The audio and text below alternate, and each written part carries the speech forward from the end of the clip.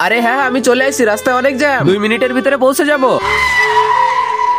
তোমার বাবা আমার সাথে বিয়ে ঠিক করেছে, ভালো কথা, আমি তোমার চাকর হয়ে থাকতে পারবো না।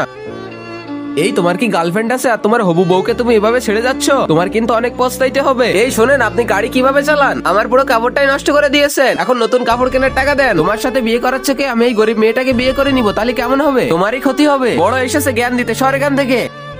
এই নিন ম্যাডাম, এটা আপনার জন্য। তোমরা আমাকে টাকা দিয়ে কখনো কিনতে পারবে না। তুমি যদি একদিনের জন্য আমার বউ হয়ে যাও তাহলে তোমাকে আমি 10 কোটি টাকা দিব। এখন তুমি ভেবে দেখো কি করবে। আরে কি বলতেছো? 10 কোটি টাকার জন্য তো আমি সবকিছু করতে রাজি। এর পরের দিন জিয়া প্রিন্সের বউ হয়ে পার্টিতে যায়।